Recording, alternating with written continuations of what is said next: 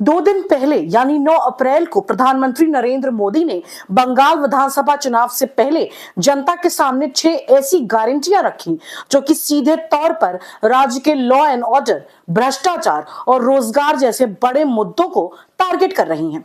लेकिन इन सबके बीच सबसे बड़ा सवाल यह है कि क्या पीएम की ये गारंटियां बंगाल चुनाव में खेल पलट सकती हैं? तो चलिए एक एक करके जानते हैं कि क्या है ये 6 गारंटियां। साथ ही आपको बताते हैं कि इस वीडियो के बीच में एक गारंटी ऐसी भी है जो कि सबसे ज्यादा चर्चा में रह सकती है। पीएम मोदी की सबसे पहली गारंटी है भय की जगह भरोसा। बीजेपी सरकार भय की जगह भरोसा कायम करेगी, कानून पर भरोसा लौटाएगी। इस गारंटी के तहत बीजेपी का दावा है कि उनकी सरकार जीतती है तो बंगाल में लॉ एंड ऑर्डर को इस तरह मजबूत किया जाएगा कि लोग अपना काम बिना डर के कर सकेंगे और हर छोटी बात के लिए उन्हें कोर्ट तक नहीं जाना पड़ेगा। लेकिन जमीनी स्तर पर यह गारंटी कितना काम करेगी, ये तो वक्त और जनता के वोट पर निर्भर करता है। अपनी दूसरी गारंटी में पीएम ने गुड गवर्नेंस की बात की है। बीजेपी सरकार में सरकारी सिस्टम जनता की सेवा के लिए जवाबदेह होगा, अकाउंटेबल होगा।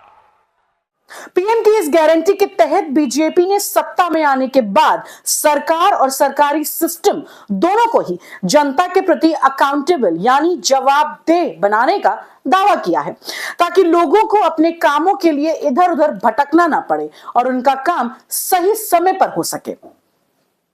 बता दें कि बंगाल की जनता को दी गई तीसरी गारंटी सबसे ज्यादा चर्चा में है।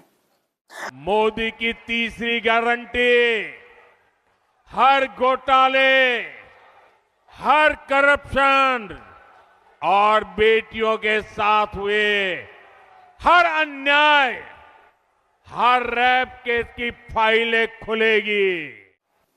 पीएम मोदी की तीसरी गारंटी में मोदी जी ने कहा कि पुरानी फाइलें खुलेंगी, यानी इस गारंटी के तहत बीजेपी का साफ तौर पर कहना है कि उनकी सरकार में पुराने घोटालों, भ्रष्टाचार और राज्य में महिलाओं के खिलाफ हुए अपराधों की फाइलें दोबारा खोली जाएंगी और दोषियों पर सख्त कार्रवाई की जाएगी।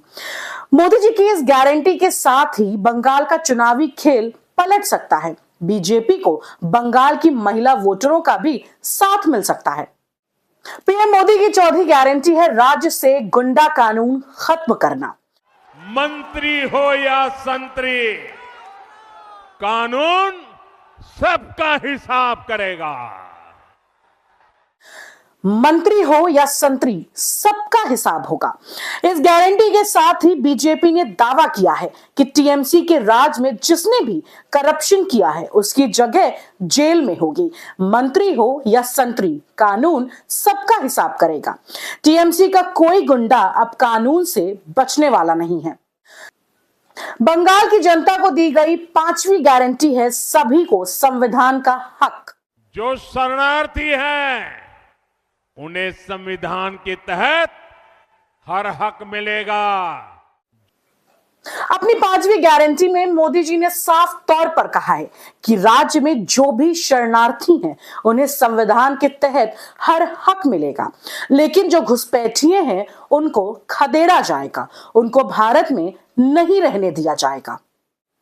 पीएम मोदी की छठी और आखिरी गारंटी सरकारी कर्मचारियों और शिक्षकों से जुड़ी है। कमल छाप पर बटन दबाइए, बीजेपी सरकार बनते ही यहां 7th पे कमीशन लागू करवाएंगे।